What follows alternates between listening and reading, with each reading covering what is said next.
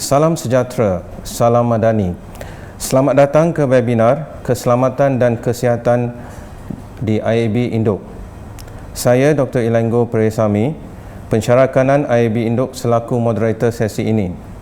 Webinar kali ini berfokus kepada pelaksanaan keselamatan dan kesihatan pekerjaan di IAB Induk di bawah Akta 514. Bersama dengan saya, 3 orang panel yang akan berkongsi maklumat tentang pelaksanaan keselamatan dan kesihatan pekerjaan di tempat kerja kita.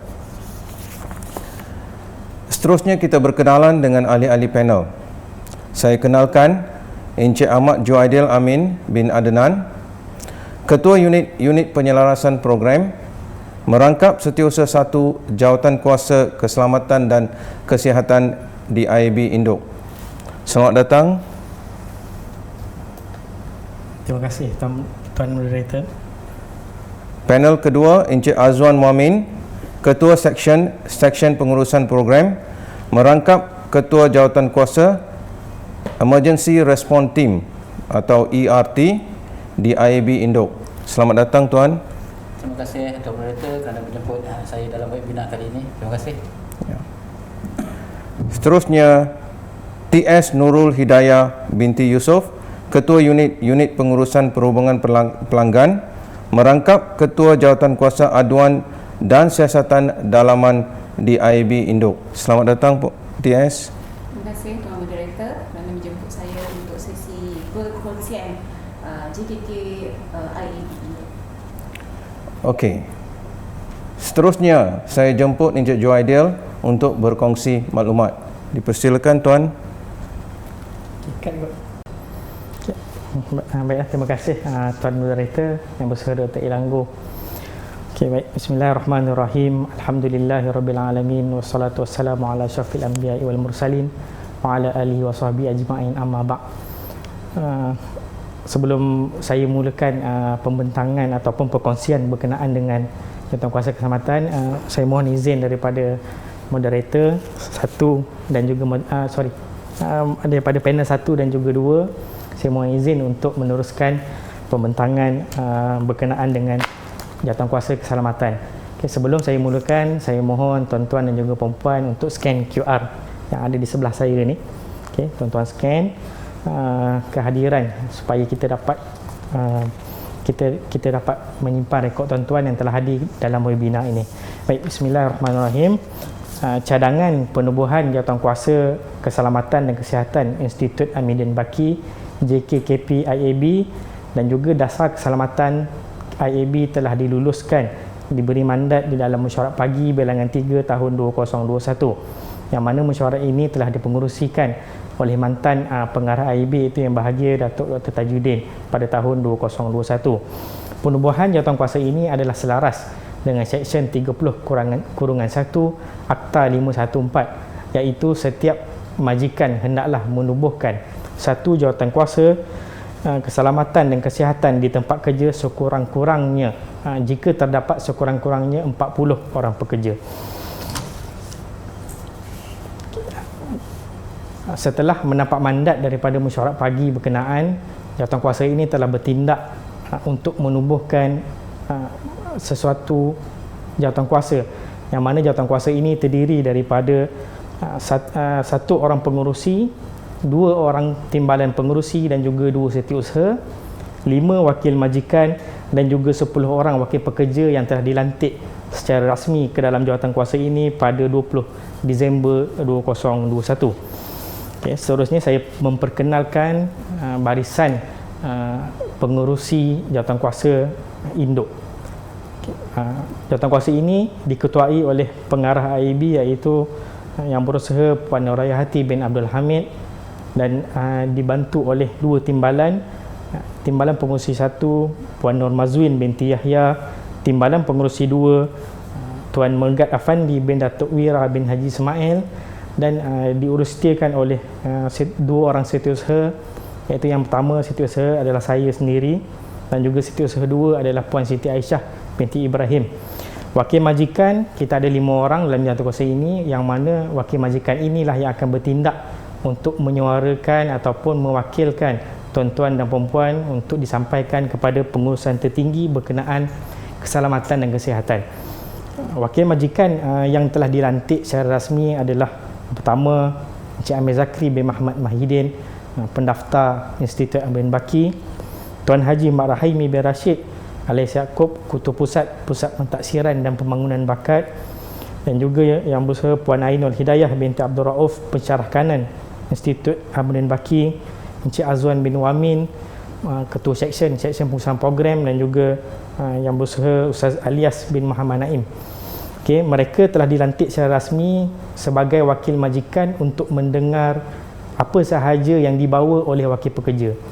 Dan mengikut TOR JKKP, wakil pekerja dipilih adalah berdasarkan mereka punya grade dan juga nature job. Okey, jadi wakil pekerja kita ambil daripada semua jenis skim yang berada di IAB, termasuklah yang daripada skim PPPP, iaitu skim guru, dan juga skim bukan guru, dan termasuk AKP daripada grade 11 sehinggalah grade 54. Okay, dalam jawatankuasa ini kita tidak mengecualikan mana-mana skim ataupun mana-mana grade untuk menyertai jawatankuasa ini. Okay, seterusnya ahli jawatankuasa induk ini akan bermesyuarat lebih kurang setahun 4 kali. Ini memang dalam kita punya TOR dan juga dalam akta pun telah menetapkan bahawa mesyuarat JKK perlu dilaksanakan sekurang-kurangnya 4 kali setahun. Okay. Jadi atas inisiatif ataupun pandangan daripada ahli jawatankuasa, maka tertubuhlah satu lagi fungsi untuk membantu jawatankuasa induk, iaitu ahli jawatankuasa kecil. Kalau menurut peraturan 20 di dalam akta JKKP, sesuatu jawatankuasa boleh membentuk jawatankuasa kecil untuk membantu jawatankuasa dalam melaksanakan fungsi-fungsinya. Dan jawatankuasa kecil ini telah ditubuhkan secara rasmi pada penghujung tahun 2022 dengan 1 orang penasihat, 6 orang ketua jawatankuasa kecil dan juga 35 ahli jawatankuasa. Okey, jawatankuasa kecil ini yang banyak memainkan peranan. Jadi tujuan saya di sini sebenarnya saya nak memperkenalkan ahli jawatankuasa kecil supaya tuan-tuan boleh tahu apakah fungsi-fungsi mereka, dan tuan-tuan boleh mendapatkan maklumat tentang keselamatan dan juga kesihatan daripada jawatankuasa kecil yang telah dilantik oleh jawatankuasa induk ini. Okey, seterusnya saya akan membentangkan dari segi organisasi jawatankuasa kecil. Okay, kalau tuan-tuan lihat di sebelah, kita punya ketua penasihat ketua jawatankuasa adalah Encik Amir Zakri bin Muhammad Mahidin. Beliau adalah penasihat kepada semua ketua jawatankuasa ini. Okey. Jawatankuasa yang pertama adalah jawatankuasa dasar dan juga latihan yang diketuai oleh TS Muhammad Nur Basri bin Syafi'i. Tugas jawatankuasa ini adalah dia akan mengkaji dasar mengikut keperluan, dan juga beliaulah yang akan merancang latihan kepada semua AJK dan juga semua warga.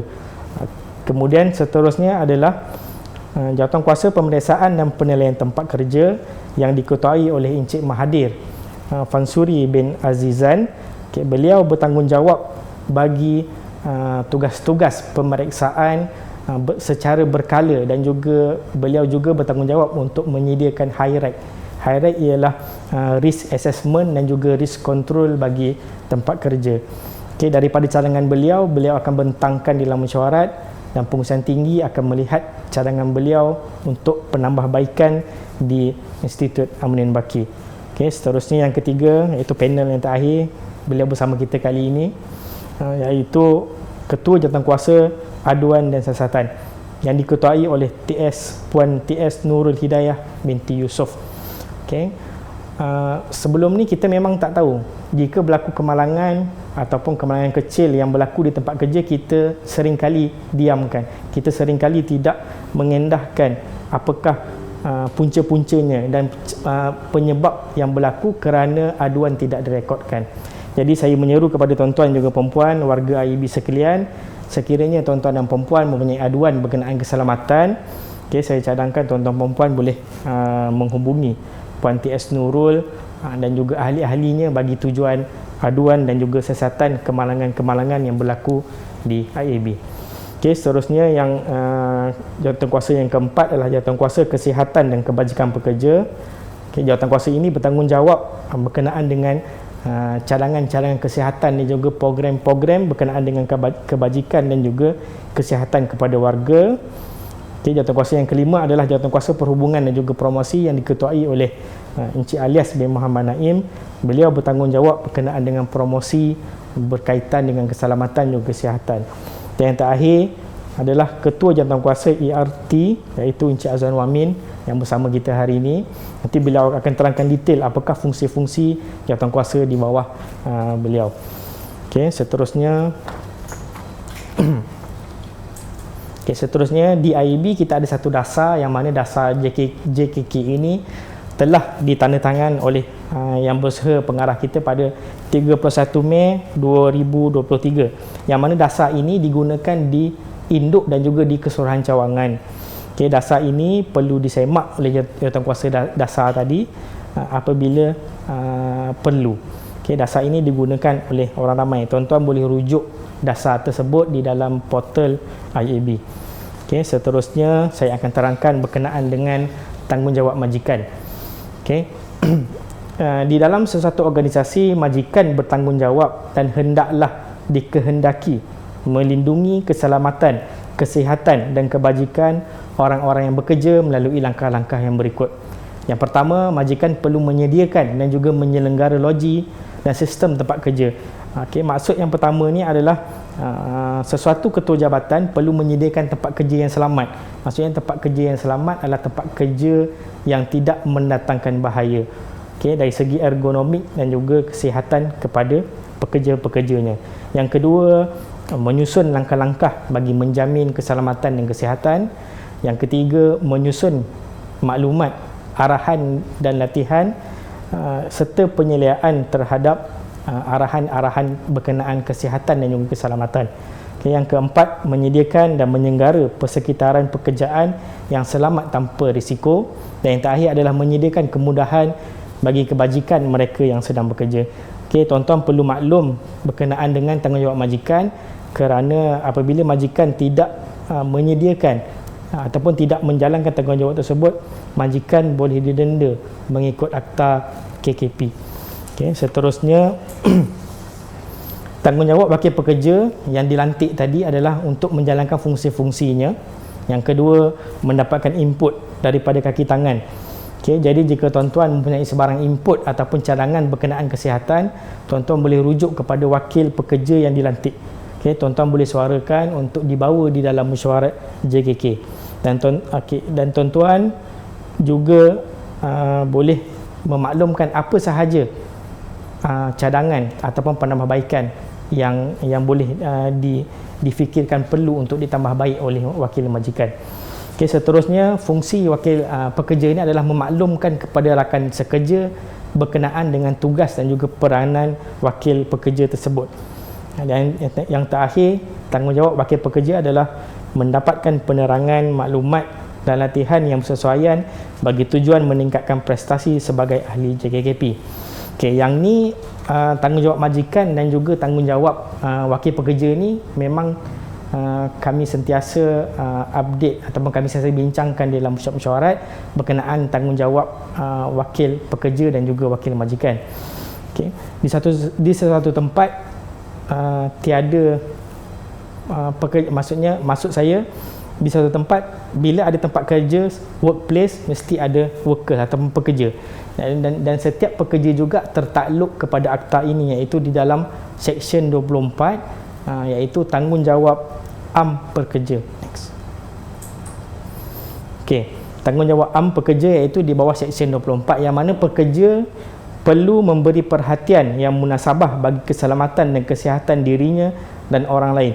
Sebagai contoh, tuan-tuan dah sedia maklum tangga tersebut licin. Okey, tuan-tuan dah sedia maklum lift tersebut mengalami kerosakan, tapi tuan-tuan juga menggunakan dua kemudahan tersebut secara peribadi, dan tuan-tuan tidak memberikan perhatian yang munasabah bagi keselamatan, maka tuan-tuan juga boleh didakwa di bawah Seksyen 24 kerana tidak memberi perhatian yang munasabah terhadap keselamatan dan juga kesihatan dirinya.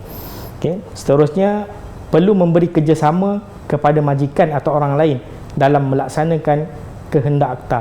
Okay, sebagai contoh, sekiranya majikan ataupun ahli jawatankuasa KKP telah mengeluarkan satu arahan berkenaan tentang keselamatan. Sebagai contoh, arahan keselamatan ketika berlaku kebakaran. Okay. Seperti mana kita maklum, arahan kebakaran apabila berlaku sebarang kecemasan atau kebakaran, tuan-tuan tidak dibenarkan naik lift, okay, untuk turun ke tingkat bawah sekiranya berlaku kecemasan. Sekiranya siasatan telah dibuat dan tuan-tuan didapati bersalah, tuan-tuan juga boleh didenda di bawah akta ini, iaitu di bawah Seksyen 24. Dan tuan-tuan boleh didenda tidak melebihi RM1,000 ataupun dipenjara tidak melebihi 3 bulan atau kedua-duanya sekali.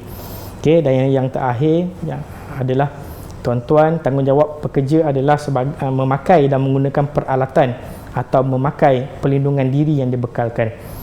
Yang keempat, mematuhi arahan atau langkah-langkah keselamatan dan juga kesihatan pekerjaan.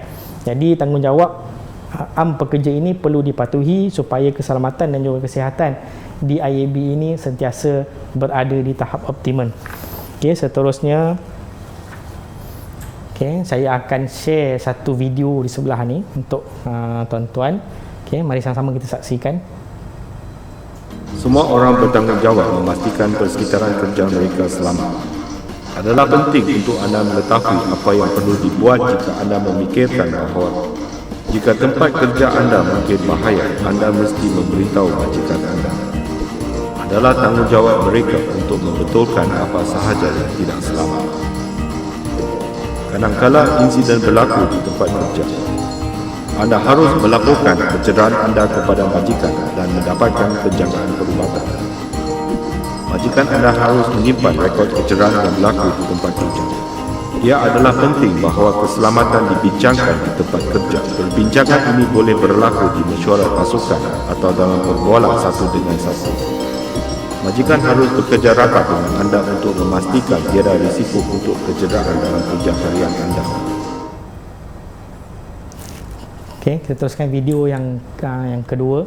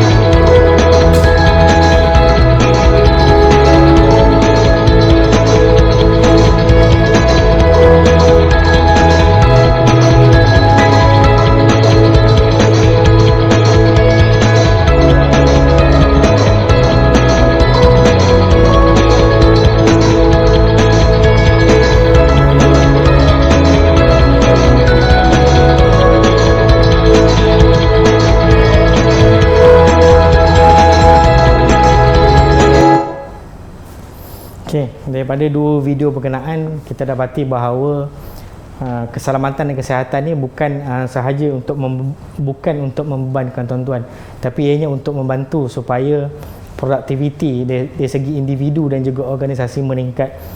Sebenarnya keselamatan ni amat penting. Amat penting kepada kita untuk kita amalkan di tempat kerja. Seterusnya yang terakhir, saya ada lagi satu video untuk dikongsi bersama dengan tuan-tuan.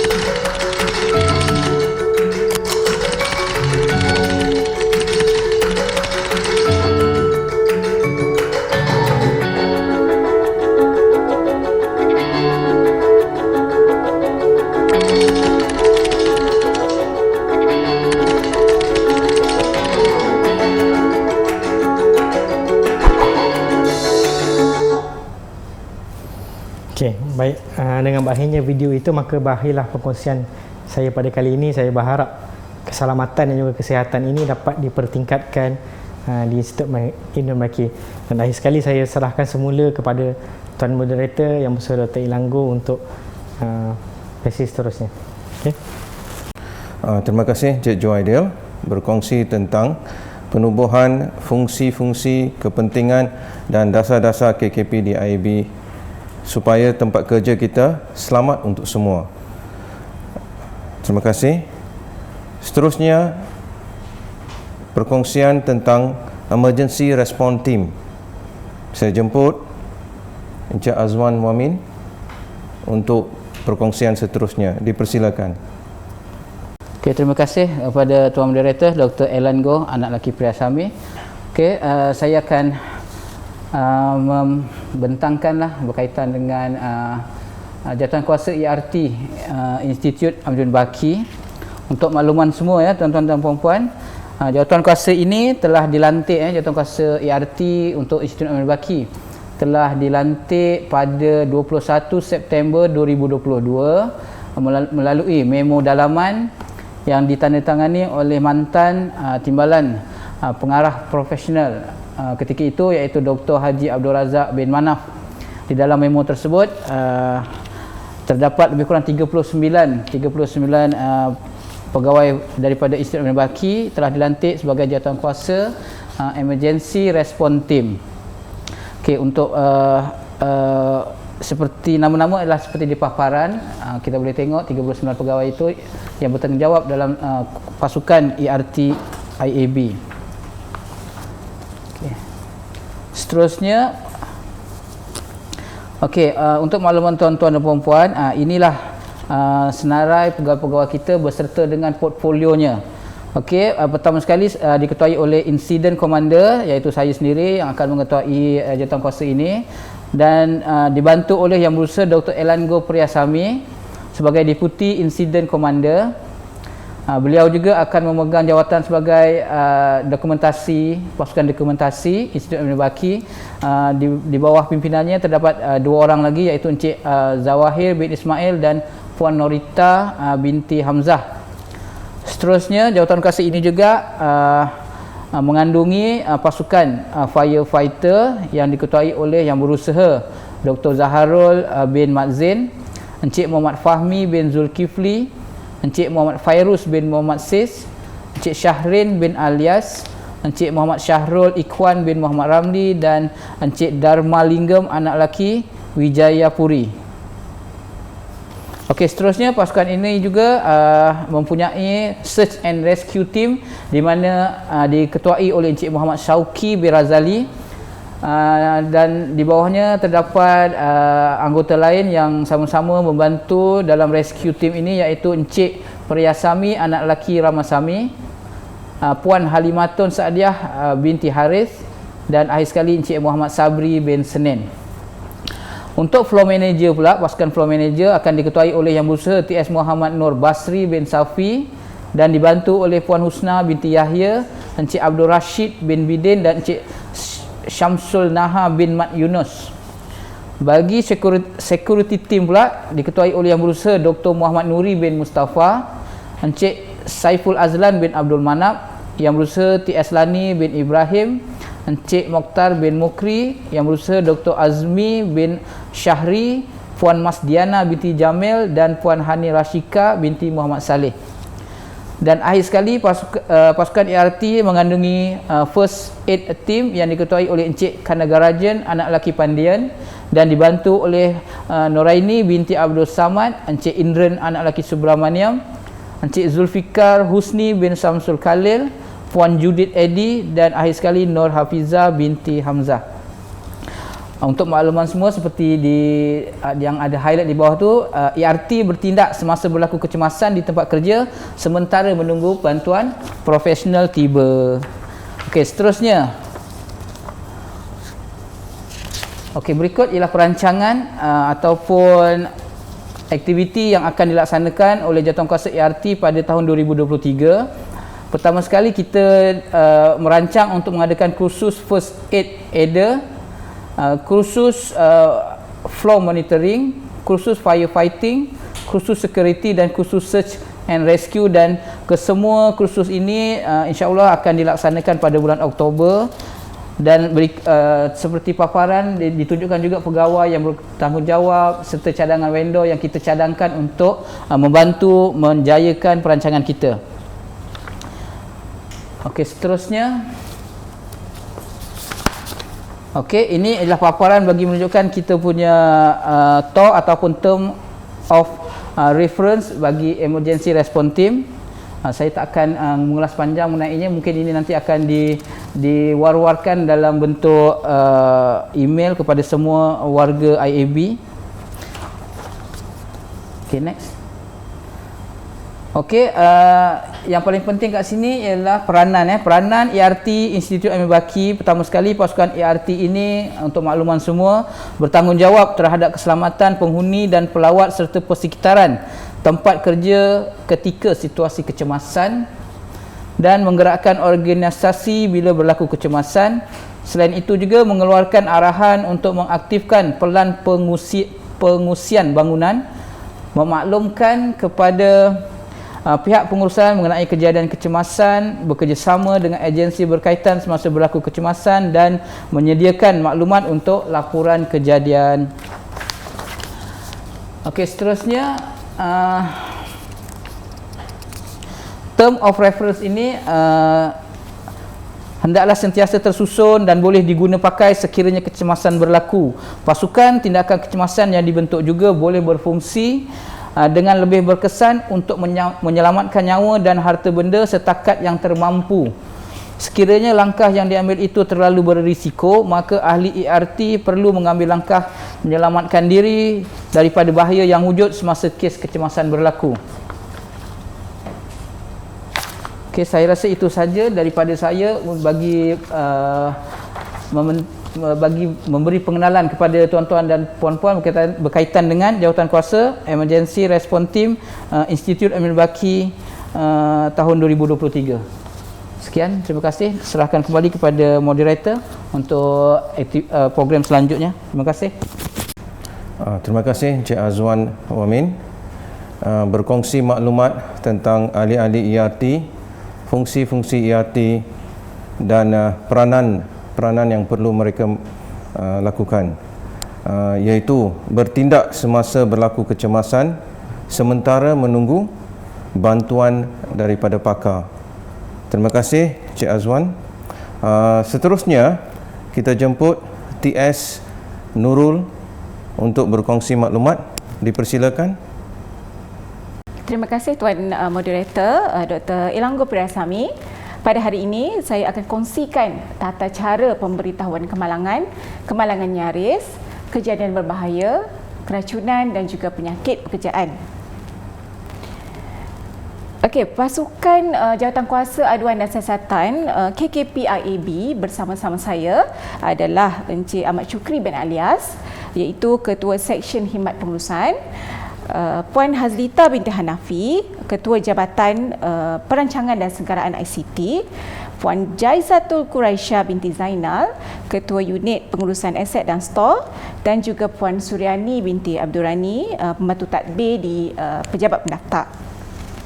Okay, saya mulakan perkongsian ini bersama tuan-puan berkaitan definisi kemalangan itu sendiri. Okay, kemalangan adalah sesuatu kejadian yang berbangkit atau berkaitan dengan kerja yang mengakibatkan kecederaan maut maupun tidak maut. Okay, manakala kejadian berbahaya adalah satu kejadian yang berbangkit atau berkaitan dengan kerja termasuk dalam kelas yang dinyatakan dalam jadual kedua. Kita merujuk kepada prosedur pemberitahuan kemalangan yang boleh tuan-tuan dan puan-puan dapat daripada portal IAB di bawah keselamatan dan kesihatan pekerjaan. Okey, manakala keracunan penyakit pekerjaan timbul ataupun berbangkit daripada penyakit yang berkaitan dengan kerja yang termasuk dalam jadual ketiga dalam prosedur tersebut yang saya sebutkan tadi. Okay. Asas kejadian kemalangan, kita ada dua yang boleh mencetus kemalangan, iaitu disebabkan oleh unsafe act atau kita panggil tindakan tidak selamat, yang mana ianya berlaku disebabkan oleh tindakan individu itu sendiri. Okey, manakala satu lagi kemalangan boleh tercetus disebabkan oleh persekitaran yang tidak selamat, which is kita panggil unsafe condition. Okey, seterusnya saya akan kongsikan macam mana tata cara pemberitahuan kemalangan. Okey. Yang pertama, semasa kejadian, tuan-puan akan menghubungi komander insiden IAB yang telah dilantik seperti yang dibentangkan oleh Encik Azwan tadi. Okey, kemudian selepas kejadian kemalangan itu berlaku, tuan-puan boleh merujuk kepada portal IAB di mana seperti yang saya maklumkan tadi, di bawah tab JKK IAB kita masukkan borang maklumat kemalangan dan juga borang saksi, di mana tuan-puan kami minta untuk melengkapkan borang tersebut untuk tindakan lanjut daripada unit JKK. Okay, borang kemalangan tersebut apabila lengkap diisi, tuan-puan boleh hantar terus ke unit pengurusan perhubungan pelanggan ataupun boleh menghantar melalui email kepada aduan@iab.moi.gov.my ataupun terus kepada email saya iaitu nurulhidayah@iab.moi.gov.my. Okey, untuk itu sahaja perkongsian tata cara pemberitahuan kemalangan daripada saya dan saya serahkan semula kepada Tuan Moderator. Terima kasih. Terima kasih TS Nurul kerana berkongsi tentang bagaimana aduan boleh dibuat di IAB Induk. Terima kasih TS. Tuan-tuan dan puan-puan yang kita hormati, kita sudah sampai ke penghujung webinar KKP di IAB Induk. Saya ingin sekali lagi mengucapkan ribuan terima kasih kepada Encik Ahmad Juaidil Amin bin Adnan, Encik Azwan Wamin dan TS Nurul Hidayah binti Yusof atas perkongsian mereka. Dan seterusnya saya ingin menjemput Encik Juaidil memberi satu rumusan untuk webinar ini. Dipersilakan. Terima kasih Yang Bersaudara Dr. Ilanggo. Okay, harapan daripada jawatankuasa ataupun daripada webinar ini, jawatankuasa berharap supaya penerangan daripada panel-panel Encik Azwan dan juga TS Nurul tadi berkenaan dengan kepentingan keselamatan dan juga kesihatan di tempat kerja, dan jawatankuasa ini berharap supaya keselamatan ini dibudayakan, direalisasikan dan juga diamalkan supaya kita semua mendapat manfaat di tempat kerja. Jadi saya harap lepas ni marilah sama-sama kita meningkatkan keselamatan di tempat kerja supaya kita boleh bekerja dalam keadaan harmoni, aman dan juga damai.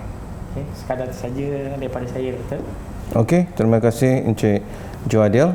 Semoga tempat kerja kita lebih selamat di masa hadapan, sekarang dan di masa hadapan. Sekian dulu.